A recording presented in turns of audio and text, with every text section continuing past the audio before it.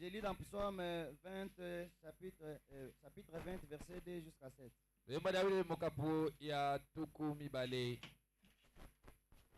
Psaume chapitre 20, verset 2 jusqu'à 7. Que l'Éternel t'exauce au jour de ta détresse. Vous ne dites pas amen à la parole de Dieu. Chez moi, si vous dormez, dormez. C'est là qui vont rester veillés. Les restes parce qu'ils connaissent le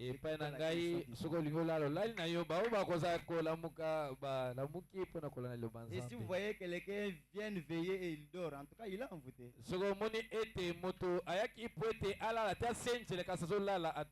C'est-à-dire qu'il manque l'objectif dans lequel tu as perdu le sommeil et tu viens ici pour dormir.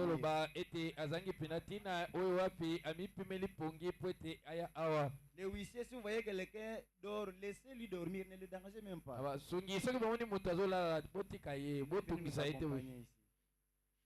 Que l'Éternel t'exauce au jour de ta détresse. Que le nom de Dieu, que le nom du Dieu de Jacob te protège. Que du sanctuaire il t'envoie du secours. Que de Sion il te soutienne. Qu'il se souvienne de toutes tes offrandes. Et qu'il agrée tes logos. Qu'il te donne ce que ton cœur désire. Alléluia. Et qu'il accomplisse toutes tes desseins. Nous nous réjouirons de ton salut. Nous nous lèverons l'étendard au nom de notre Dieu. L'Éternel exaucera toutes tes vœux. Je sais déjà que l'Éternel sauve son oint. Il exaucera des cieux de sa sainte demeure. Par le secours puissant de sa droite.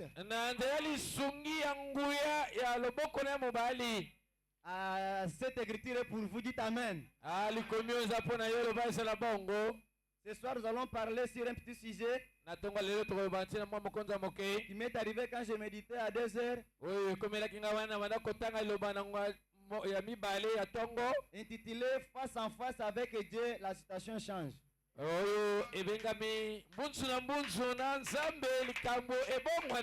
Est-ce que vous le croyez?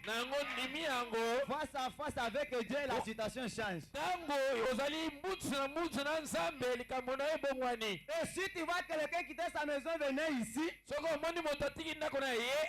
il sait que j'ai une situation qui doit être changée. Et si vous le voyez en train de dormir, c'est-à-dire il n'a pas une situation.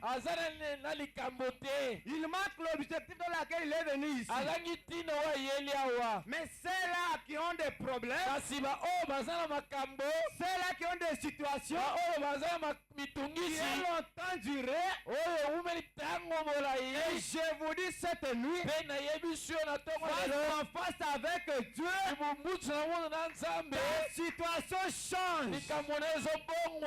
Ah, dites amen. Ici on rencontre l'histoire de Jacob. Qu'est-ce que Jacob a fait? Quand Jacob a remarqué que sa situation montait plus en plus, sans que la réponse, un jour, Jacob s'est dit non, ça ne peut pas être comme ça. Comment moi je peux être comme ça? J'ai toujours entendu de Dieu. Aujourd'hui, je vais voir ce Dieu-là. Et la Bible dit, il s'est séparé avec sa famille. Jacob a abandonné donc sa femme, ses enfants et toutes ses choses. Et il a cherché un endroit neutre. Il sait que cet endroit, dès que je me tiens, je dois rencontrer cet homme.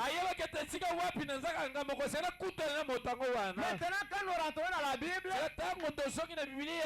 nous dit, Dieu parlant avec Moïse face en face. Et quand nous continuons la lecture, Dieu a dit à Moïse, personne ne peut pas me voir et rester en vie. Mais je me demande, quel est cet homme que Jacob avait saisi, qui n'est plus allé sans qu'il soit béni. C'est-à-dire, Dieu est toujours présent. Et quand vous le cherchez, il est là pour te répondre. Quand il y a une situation, ce Dieu-là est censé te répondre. Et cette nuit, je parle à des gens qui ont une situation. Je parle aux gens des difficultés. Et je vous dis ce soir, Dieu a amené la solution à vos problèmes. Amen, amen. Face en face avec Dieu, la situation change. Et Jacob ne savait pas que il allait voir Dieu. Mais dans son cœur, il s'agirait. C'est-à-dire, pour que ta situation change, il faut d'abord te séparer et chercher un endroit neutre. Maintenant, parle avec ton roi. Ah, tu peux dire amen. Tu peux dire amen. Si je risque de beaucoup parler, je risquerai de ne plus lire. Je lis dans la prédication. Le temps de la décision prêché le 11 juin 59. Mokolo ya mokano eteyamaki mokolo na chomi na moko sansa motoba mbuko tomoka melibwa tukumitano na libwa. Je vais lire au paragraphe 23. Na zotanga etena sango tumi balina misato. Écoutez ce que le prophète dit. Boyoka omosaka lobi. Il dit, alobi, vous savez, boyebi, nous sommes obligés totinami na makasi de prendre des décisions. Est-ce qu'il y a quelqu'un qui va prendre des décisions cette nuit? Comme Jacob avait pris. Cet homme-là est dans la salle ici. Nous sommes obligés de prendre des décisions. Écoutez ce que le prophète dit. Il y a des fois, nous devons arriver au point où il nous faut dire oui ou non.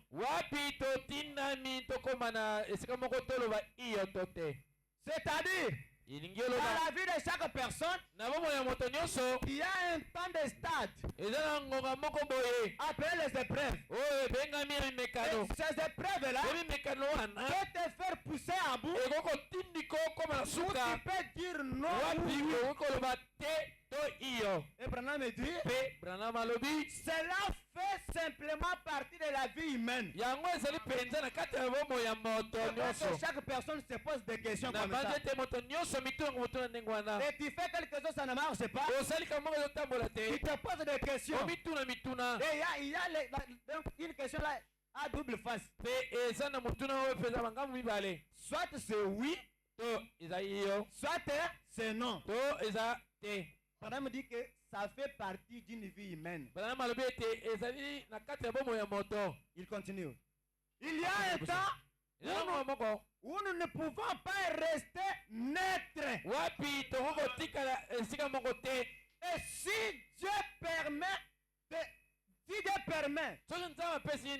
ne pense pas que nous puissions quitter cette église ce soir. Tel que nous y sommes entrés. Ce soir, cette nuit, j'aime que ta situation change. À la prochaine veillée, que ta requête puisse changer. Que nous puissions prier pour une autre requête. Je ne crois pas à un Dieu qui vient aujourd'hui. On prie pour jour que tu es du boulot, demain tu reviens encore, on prie pour toujours du boulot. Ça c'est quel est Dieu. S'il avait béni Jacob jusqu'à se dire, Jacob laissez-moi, le soleil va s'élever. Et Jacob a dit je ne te laisserai pas jusqu'à ce que quelqu'un me bénisse. Ah, c'est une décision que vous devez prendre. Seigneur, s'il y a un temps de me bénir, c'est dans cette veillée que nous faisons aujourd'hui. Amen, amen. Et si vous avez de telles décisions, tu ne sortiras pas comme tu es entré. J'ai lu la guérison de la fille de Jairus. Alléluia. Le temps. La guérison de la fille de Jairus, prêchée le 27 février 55. Lobi kwa mwana mwasi ya Jairus etema mukolo tumbana sambo moko sanza ya mibale mubuko tomoka mibatu mitano. J'ai lu paragraphe 15 et 17. Na zotanga etena sango chomi na mitano pe chomi na sambo. Écoutez, oyoka j'aime que nous lisions ensemble. Ninga totanga bisoma selongo. Botika ba oyo bazolala bala na bango. C'est là que la fille sortit de l'animal. Ou plutôt, pas de l'animal, mais du Fils de Dieu. Reviens et témoignez à votre cœur qu'il a agréé votre foi dans la gloire. Vous devez vous rétablir. Maintenant, nous allons parler d'un miracle qui a eu lieu dans le Nouveau Testament. La guérison de la fille de Jairus. Un petit sacrificateur du temple. Une merveilleuse leçon. Si seulement nous avions le temps d'en parler un peu. Dans le chapitre qui précède, nous voyons là un verset où le Fils de Dieu a consacré beaucoup de temps à la prière. Est-ce que l'église vous êtes là? Le Fils de Dieu a consacré beaucoup de temps à quoi? Vous aussi vous devez consacrer beaucoup de temps à quoi? Nous allons prier, le sommeil va partir. C'est pourquoi je disais que laissez-les qu'ils dorment, ils vont se réveiller. Et si Jésus a dû consacrer beaucoup de temps à la prière,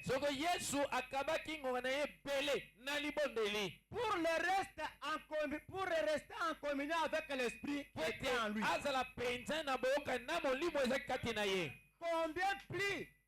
combien plus vous et moi, nous devons consacrer du temps à la prière.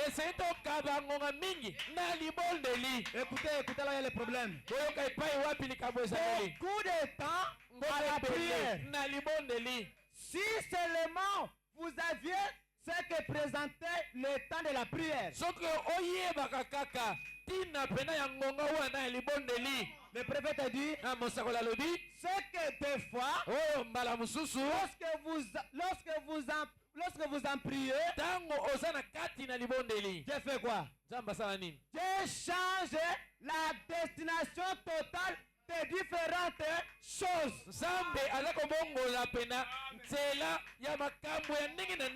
Ah, cette nuit, j'aime que Dieu change la destination de beaucoup de choses. S'il y avait la mort, que la prière puisse changer la destination. Si tu vis dans la pauvreté, tu vas prier pour que Dieu puisse désorienter ça. Jacob a prié. Il a trouvé la solution à son temps. Maintenant, vous êtes de Jacob. Il doit saisir Dieu dans ses promesses. Saisir Dieu dans sa promesse. C'est-à-dire saisir Dieu dans sa hanche. Est-ce que vous êtes là? Quand vous priez, la prière change la destination de beaucoup de choses. Et parfois vous pensez que quand vous priez là, ça ne fait rien. Mais si Dieu vous ouvre les yeux et vous montre ce que votre prière est en train de faire, tu ne peux pas rester calme dans ta maison. Tu dois prier à chaque heure, à chaque temps. C'est ce que moi j'ai toujours fait.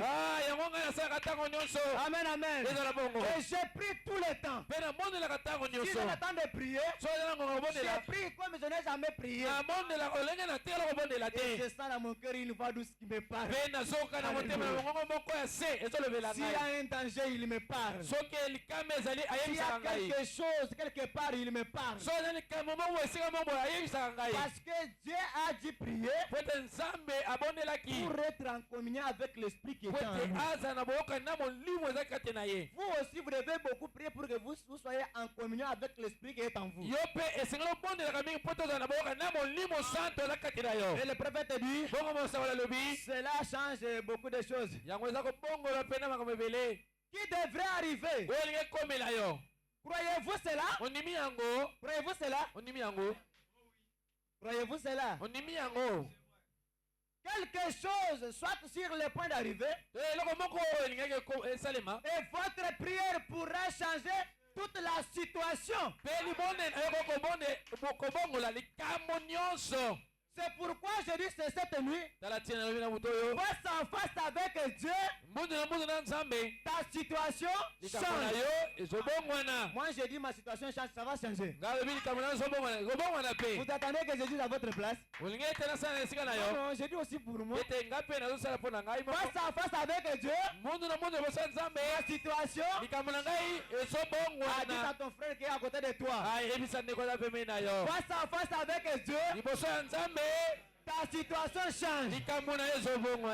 Dites-lui encore. Amen, amen. Eh bien, vous direz, si Dieu sait que la chose va arriver, que pourrait alors faire ma prière? 17 partie B. Toujours la même prédication, la guérison de la fille de Jairus. Eh bien, madame, Jésus a consacré beaucoup de temps à la prière. Un jour, là il a parlé à ses disciples, disant, maintenant, traversez de l'autre côté. Et il les envoyait de l'autre côté. Il les envoyait au loin pendant que lui est monté à la montagne pour prier. Pendant qu'il se trouvait là-haut, seul, effectivement, une tempête a surgi. Je crois, je ne suis pas sûr. Mais je crois que si c'était à la place de mes disciples, j'aurais dit, je sais qu'il nous a dit d'aller de l'autre côté. Je crois que je vais attendre jusqu'à ce qu'ils viennent pour que nous partirons ensemble.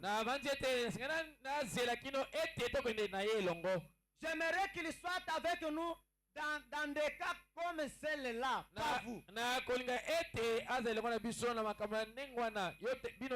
Écoutez, ainsi, nous les voyons maintenant monter à la montagne pour prier.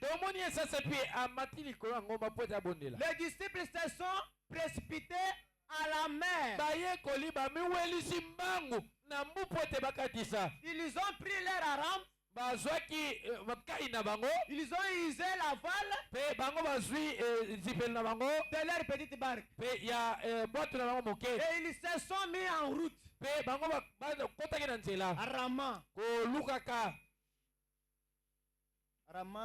Arama pour traverser de l'autre côté. Jésus devrait les rencontrer. Lorsqu'ils partaient sans le Saint-Esprit, ou plutôt Christ qui était à ce moment-là sous une forme visible.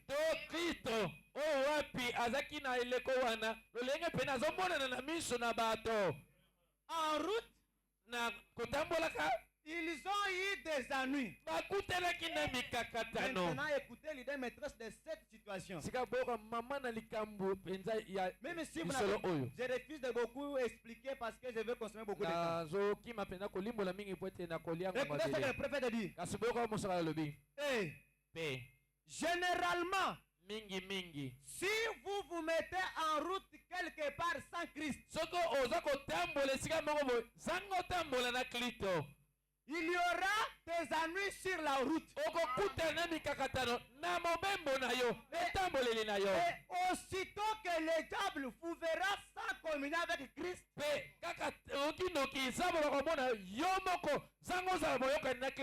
immédiatement, il se mettra à votre poursuite. Amen, amen. Les ennuis que vous avez, les épreuves parfois que vous traversez, c'est parce que vous avez brisé la communion avec Dieu. Et le diable s'est mis à votre poursuite. Et c'est pourquoi cette nuit, il doit te tenir face à face avec Dieu. Pour que ta situation change. Amen, amen. Écoutez ce que le prophète a dit. Aussitôt vite que possible. Et dès qu'il vous verra loin de la prière.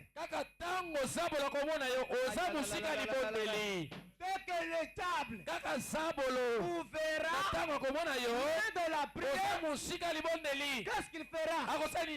Écoutez ce que le prophète dit. Loin de la consacration, Satan vous attrapera immédiatement sur les yeux. Est-ce que je suis devant le croyant? Donc, il y a des choses qui nous arrivent. C'est parce que nous avons brisé la communion avec Dieu. C'est parce que nous avons coupé la consacration. La vie de la prière n'est pas parmi nous. Nous prions comme si on nous force à prier. Et le prophète dit, dès que le diable vous verra sans communion avec Dieu, sans la vie de consacration, il va vous rattraper. Et je crois que c'est beaucoup de cas qui se trouvent parmi vous. C'est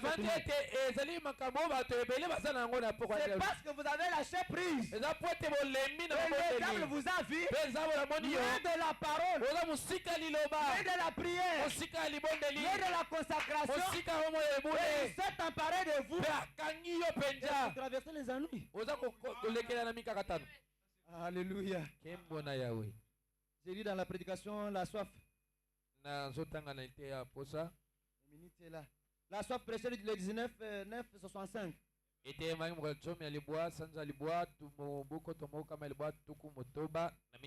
Paragraphe 21 et 22. Souvent, vous constaterez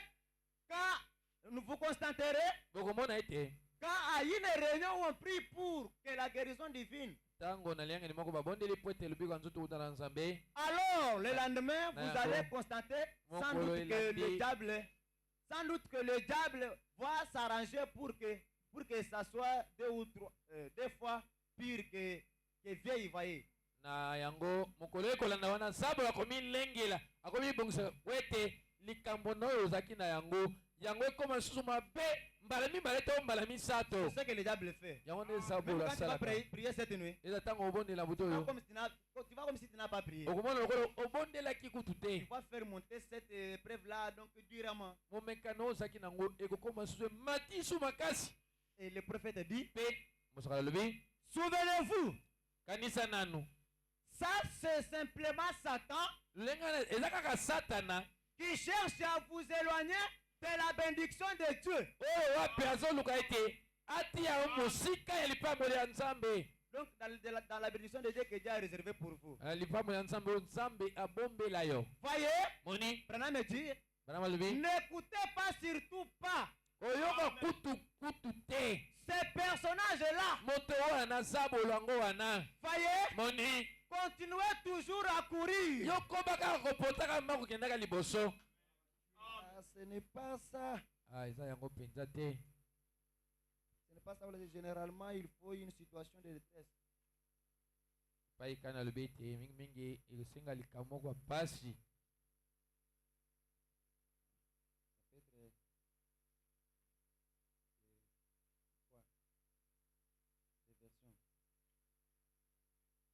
Paraf 22. Molongo tuku mibale. J'en ai fait une expérience Nabikela yango. récemment. Nauta obikela yango Lorsque kala j'étais en te. route vers l'Afrique. Tango nazalaki na mobembo kokendaka na Si jamais il y Afrika. a eu un temps où le diable m'a mis des bâtons dans les roues, Soki ezaki na ngonga wapi ezabula tselanga mikakatano mpenza makasi. c'est bien lors de mon dernier voyage pour l'Afrique. Ezala tango ya mobembo nanga suka kokendaka na Afrika. Finalement, ça a été l'une des plus belles réunions, Suka ezaki moko ya mayanga na kitoko mingi koleka.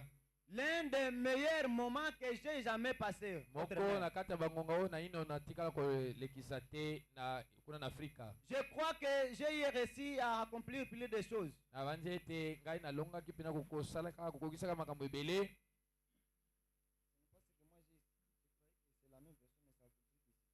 Eza yango te naza nango nakanisaki eza ndimbola moko kasi eza yango te. Bon, là, je saute là. Lisons dans la foi. La foi Totanga. prêchée le 29. Totanga na liteya oyo kondima etemaki na mokolo. Je vais commencer à imprimer comme je l'ai toujours fait. Prêchez le 29, 12, 57. Tuku mibale na libwa sanda jomi na mibale Paragraphe buku tomaka libwa 16, tuku 16 et mitano 17. na sambo. Ete na sango jomi na sambo kino jomi na motoba jomi na sambo. C'était bien peu de choses pour Abraham. Ezaki pena biloko moke mpona Abalama. Après qu'il avait tenu ferme comme voyant celui qui était invisible. Na nsima na ye kotelema ngwi komonaka oyo abanda komonana te. Là, après avoir rencontré Dieu, Kuna na nsima na ye kokutana na Nzambe. et après avoir eu l'expérience de parler avec Dieu face à face, Na nsima na ye kobikela mpenza kololenge kosoya na Nzambe mbunzu na mbunzu. est-ce qu'il y a quelqu'un qui va parler face à face avec Dieu cette Eza nuit? moto alingi asoya na Nzambe mbunzu na mbunzu na Est-ce butu que oyo. vous êtes là? Ozali awa. Si Abraham l'a fait, vous aussi vous devez le faire. Soki Abalama asalaki yango yo mpe otindami osala yango. Il a parlé face à face avec Dieu. Pourquoi? Asololaki na Nzambe mbunzu na mbunzu mpona nini? De pouvoir appeler les choses qui n'existaient pas comme si ça été. Wete akokobianga biloko ezalaki te lokola yango ezali. Pas comme si une expérience. Eza lokola bikela mongo boye te. Il avait parlé à Dieu face à face. Asololaki na Nzambe mbunzu na mbunzu. C'est ça qu'il nous faut. Yango esengeli na biso. Une expérience personnelle Ebikela yo moko. avec le Dieu vivant. Elongo na Nzambe na bomoi. Amen, amen. Amen. J'aimerais que chacun de vous ait une expérience personnelle avec Dieu. Nalingi te mona moko na bino azala mbikela ye moko na Nzambe na ye. 17. Zomi na sambo. Moïse, Mose. après 40 ans de formation religieuse, Na nsima na ye kolekisa mibu tuku mine ya koyekola mpe na kosambela. auprès de sa mère, Emi na mama na ye. 40 ans avec le pouvoir militaire en main, Yekoli mpenza mbula tuku mine na bokonzi ya mapinga na maboko. pour savoir comment vaincre une nation, Wete ayeba lolenge nini kolonga mpenza libota moto ekolo moko. comment conquérir. Nini kolonga. Et Dieu a mis 40 ans à sortir à sortir ça de lui. Pe Nzambe alengelaki mibu tukumi ne pote abimisa lolenge wana kati na ye. Écoutez. Boka. Mais kasi une seule fois. Mbala moko kaka. Là-bas dans le désert. Na kuna na kazi biliki. Un jour. Mokolo moko. Il s'est retrouvé face à face avec Dieu. Ami monaki mbunzu na Nzambe. Dans un buisson ardent. Na nzete mobesu ko makasa na ko pelaka sosia kate. Pe Branham alobi. En 5 minutes. Na minuta mitano kaka. Il était bien équipé après avoir parlé avec Dieu. Azaki na bibundeli nyonso na sima na ye kosolola na Nzambe. J'aime que votre parole ce soir puisse changer ta vie maintenant. Et ceux qui ne marchaient pas, que cela puisse marcher. La situation qui a tant demeuré, que cela passe, que tu aies l'expérience. Et avant de prier, il y a aussi du Seigneur. Le Dieu qui a fait ça pour moi. Où j'étais comme ça. Pendant que j'étais comme ça, je sais que tu es capable de faire aussi aujourd'hui. Et quand tu as déjà vu l'expérience avec Dieu, ça produit la foi. Et la foi produit la force. Et tu n'as pas peur des épreuves. C'est comme un vaillant soldat qui a longtemps combattu dans des combats. Il a eu déjà des cicatrices sur les côtes. Et quand il marche, si on cherche les militaires, ici c'est quoi? On décrète les soldats. Les militaires. Ils ont décrété. Ils sont dans décréter les soldats. Vous partez là, on a déposé mon dossier ici. Et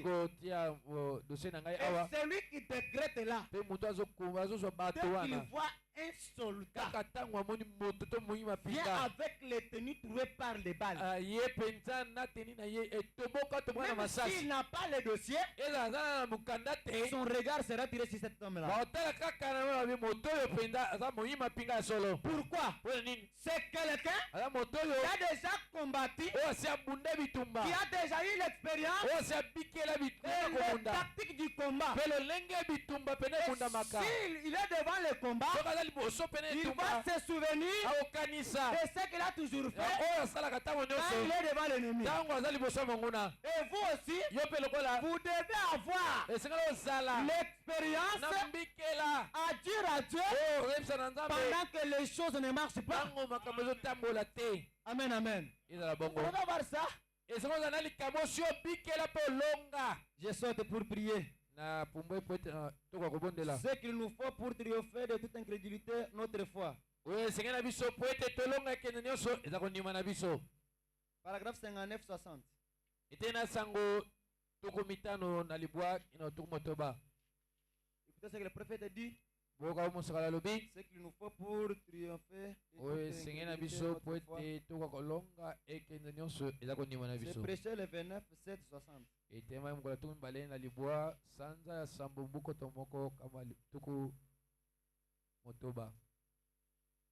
confiance à la projection parce que je n'ai pas tout écrit ici. Amen, amen.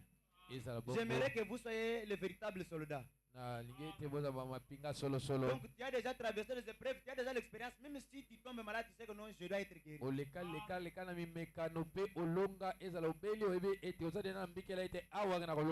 Eh bien, c'est exactement la situation dans laquelle les gens se retrouvent. Nous devons avoir quelque chose comme but. Est-ce qu'il y a quelqu'un qui a quelque chose comme but ici? Nous devons avoir un but dans nos cœurs. Nous devons faire quelque chose. Eh bien, vous dites, oh, nous tenons un réveil. Oui, nous sommes là dans l'auditorium de l'école. Écoutez maintenant ce que le prophète dit. Ceux-là qui sont qui sont vivants et qui sont aptes, il faut capter ça. Le prophète dit, ne soyez pas juste quelqu'un qui flotte et qui est sans but dans la vie. Est-ce que vous comprenez cette parole? Alléluia. Ne soyez pas quelqu'un qui flotte. Une simple preuve, vous faites l'église. Pourquoi? Oh, cette fois-ci, il n'y a pas l'onction. Cette fois-ci, Malili. Mikolo, il y a que le fradeur. Mais si tu remarques qu'il y a une tièdeur ou une lourdeur, créez la foi.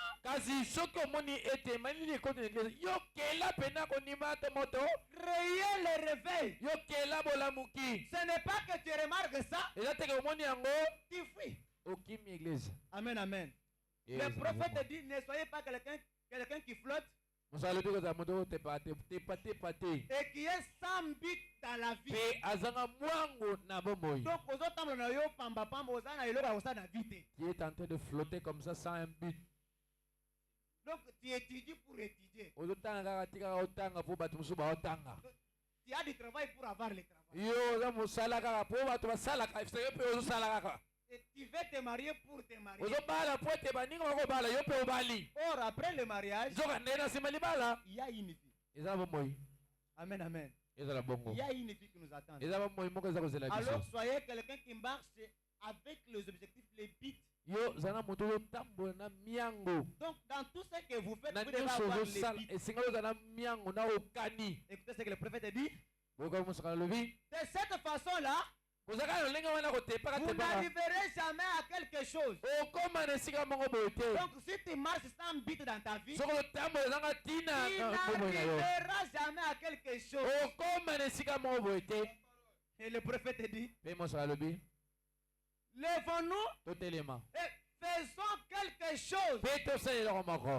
Veillons à ce que notre église prospère. Et si vous remarquez que dans l'église, le croyant ne vient pas, nous tous, l'église, c'est pour nous.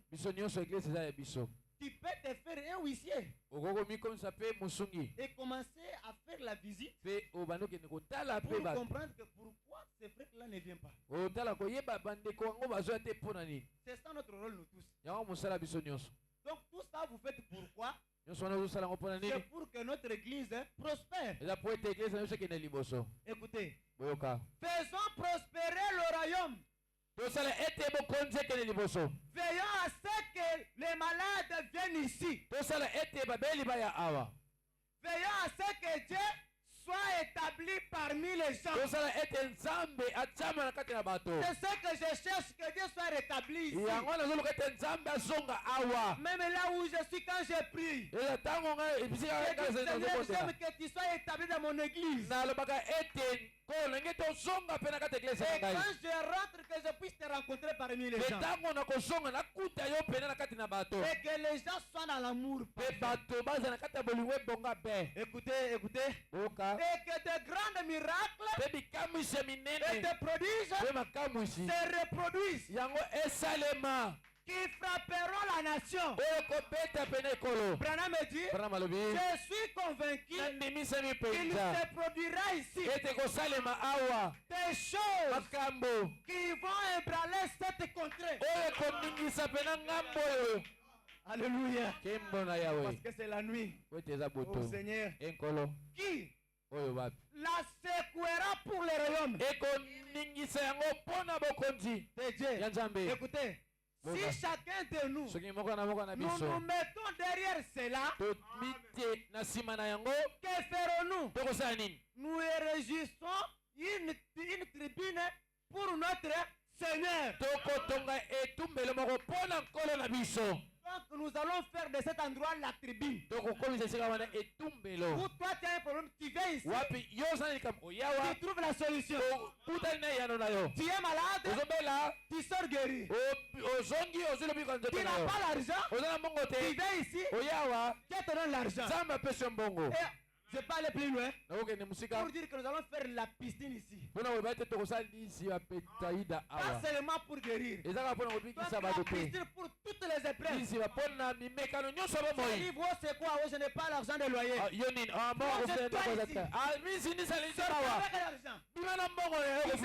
C'est quoi? On a chassé tous les enfants à l'école. Il n'y a pas l'argent de minimum. L'argent pour payer pour les enfants. Papa, quel problème? J'aime avoir la moto pour rouler. Plonge-toi dans la piscine. Et la moto demain. C'est quoi? Papa, moi je vais me marier. Plonge-toi dans la piscine. Allez choisir une femme. C'est ça. Et si nous faisons ça, on va écrouler cette contrée. J'ai prêché cette prédication là où je suis. Et aujourd'hui, ils ont veillé quand j'ai demandé, le pasteur a refusé. Je lui ai dit que on m'appelle dans mon royaume, je parle là-bas dans la maison royale. Il me dit, il faut dire ton pasteur que tu fais. J'ai déjà parlé avec le pasteur, je vais aller. Et il y avait un frère qu'on avait chassé du travail. Il préparait son mariage. Donc il part faire la présentation. On lui chasse du travail. La femme commence à pleurer. Comment? On peut dire que je suis sorcier.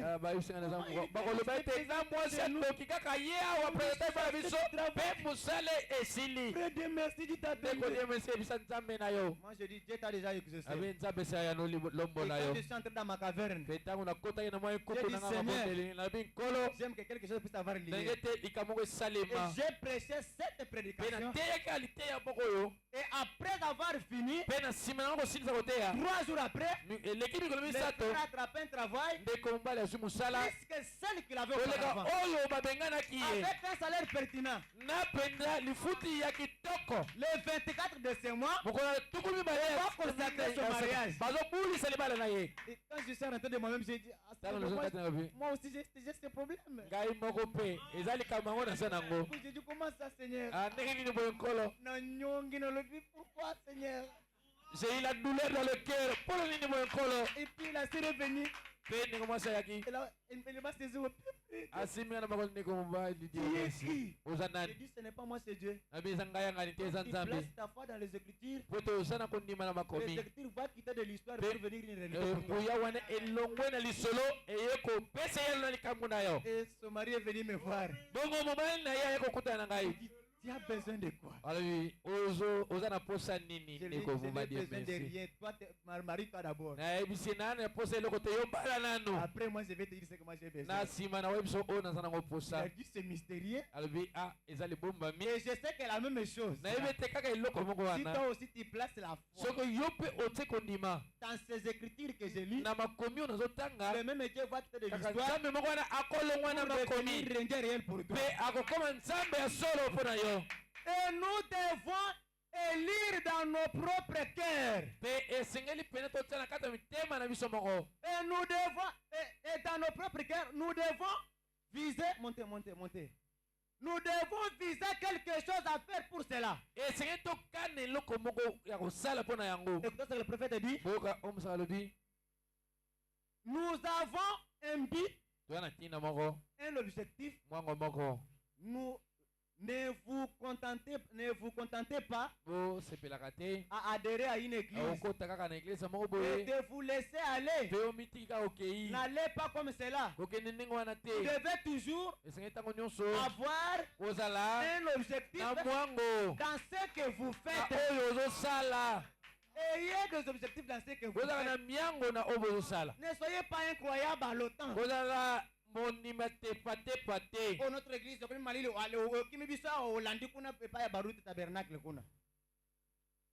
les pasteurs savent que non, les frères s'est absenté parce qu'il n'a pas le temps. Or, tu nous as fui ici. C'est toi qui devrais amener le fait. Quand toi tu parles, l'autre parle. Est-ce que vous le croyez? J'aimerais lire ça. Paragraphe 60. La dernière citation, c'est pour prier. Eh bien, Il y a un temps où un homme peut arriver à un point. Oh là là. Oh là là. Oh là là. Il y a un temps où un homme peut arriver à un point où il peut avoir un objectif. C'est quelque chose qui va le changer. C'est-à-dire ce qui va te changer. C'est ton objectif que tu as là. Tu dis, moi je vais étudier pour être un tel. Quand tu vas aux universités, tu as ces billes là dans ton cœur. Tu dois être un docteur. Et tu vas étudier. Tu dois lutter pour que tu sois toujours un docteur. Et cette déclaration-là, cet objectif-là, doit t'amener à ce que tu penses. Et quand tu arrives à ce point-là, ça doit changer ta vie. Alléluia. Face à face avec Dieu, la situation change. Écoutez ce que le prophète dit. C'est quelque chose qui va les changer. Et c'est lorsque l'homme rencontre Dieu, un homme. Alléluia. Oh, il y a des écritures qui me font révolter. Un homme ne peut jamais rester le même après avoir rencontré Dieu face à face. Ça, c'est le Dieu que vous adorez. Aujourd'hui, tu deviens malade. Tu es même malade encore. Tu as le problème d'acheter la parcelle. Tous les jours, tu pries. Tous les jours, tu pries. Toutes les années, tu pries. Il n'y a pas la solution. Parce que le Dieu, l'homme n'a jamais rencontré Dieu face en face et restait le même. Comment ça? Alléluia. Et Branham dit, quand quelqu'un rencontre Dieu face en face, qu'est-ce que ça fait? Branham dit, cela change en dépit de tout ce que vous pouvez faire. Un homme ne peut jamais rester le même une fois qu'il a rencontré Dieu. Et bien, c'est la vérité. Branham dit, prenons quelqu'un qui a commencé comme Noé. Ça, c'est l'histoire. J'aimerais que nous puissions tenir debout pour lire cette écriture. C'est qui va nous entrer dans la prière. Secouez-vous pour prier. J'ai lu dans la prédication comment puis-je vaincre. Prêcher le 25, 8, 63.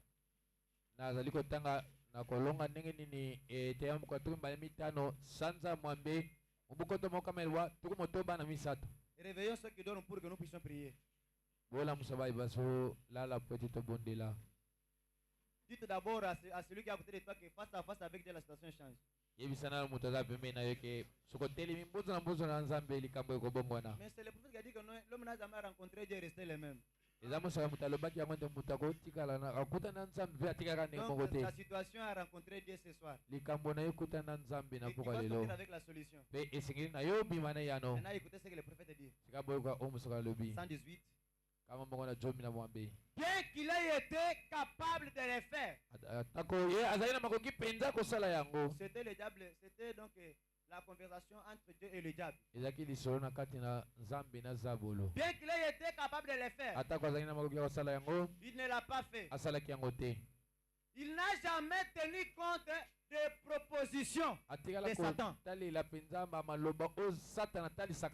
Donc Dieu n'a jamais tenu compte des propositions de Satan. Donc,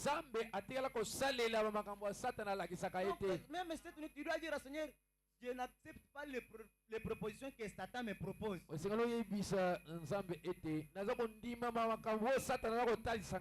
Maintenant, quelle est la meilleure des choses? C'est quoi? Branham dit, voici maintenant une bonne chose. Voyez quelquefois, Satan peut prendre.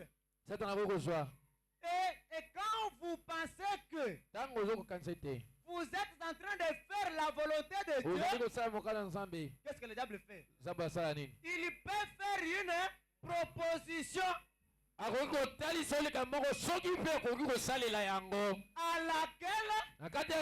vous succomberez. Est-ce qu'il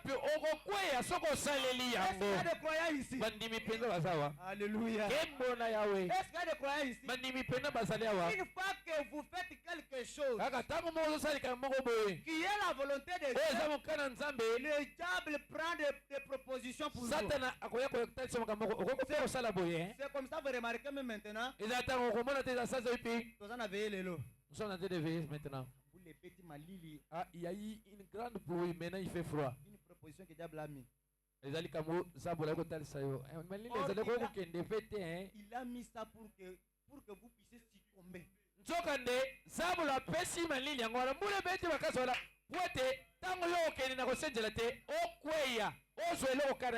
Il a fait que ta situation ne peut pas changer. Maintenant, nous allons dire que nous avons vécu le diable. C'est notre vaincu. Nous n'accepterons jamais de propositions de diable. Oh, je vais étudier. Le diable dit, tu vas étudier pourquoi?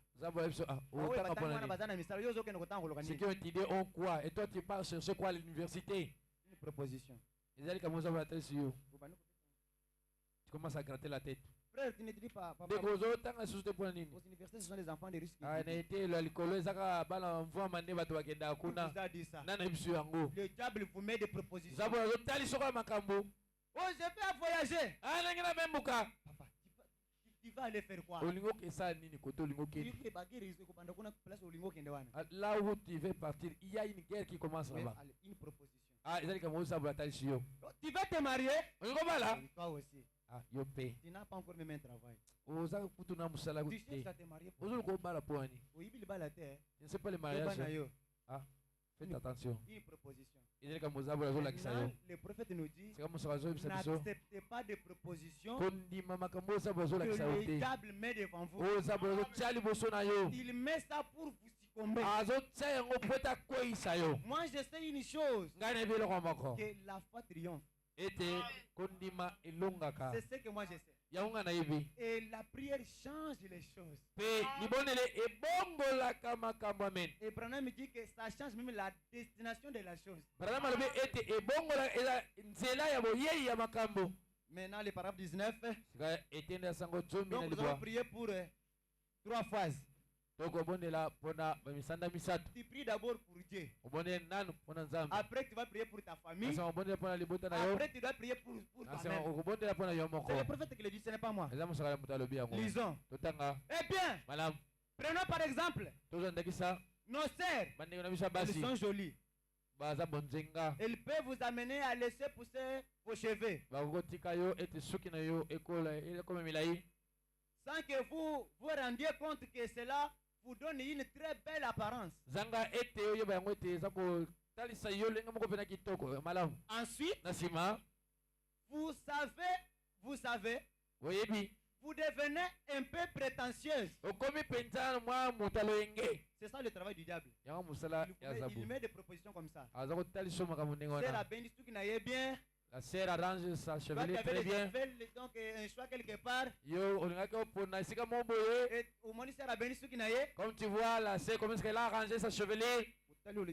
Tu regardes, celle-là que j'ai choisie n'est pas comme ça. Je vais prendre celui-ci. Une proposition pour toi. Écoutez ce que le prophète dit. Il devient prétentieux. Vous avez l'impression que vous êtes un peu supérieur à quelqu'un d'autre. C'est-à-dire quand le diable met des propositions devant vous, vous pensez que vous êtes supérieur plus que même les pasteurs. Donc,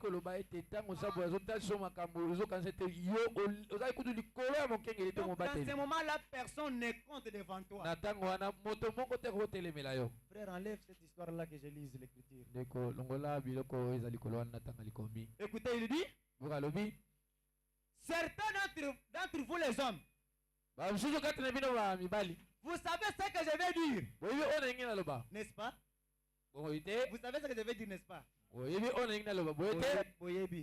Vous savez ça. Voyez, Moni. il peut prendre cette même chose et vous faire une proposition avec. Écoutez le travail du diable. C'est juste. Voyez-vous, vous devez vaincre cela. Toutes les propositions que le diable a mis, vous devez vaincre cela. Que ça soit la maladie, la pauvreté, n'importe quelle circonstance, vous devez vaincre cela. Et le prophète a dit, souvenez-vous simplement que vous vivez pour Dieu. Il y a quelqu'un qui vit pour Dieu ici. Il y a quelqu'un qui vit pour Dieu ici. Comme vous vivez pour Dieu, vous devez vaincre l'épreuve. Vous devez vaincre les propositions. Écoutez. Donnez-moi les idées. Donnez-moi les idées. Donc,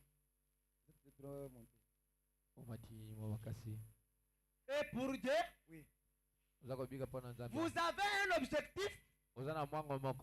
Et c'est Jésus-Christ.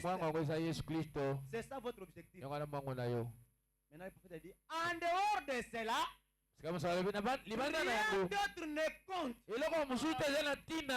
Donc, en dehors de Jésus, rien d'autre ne compte.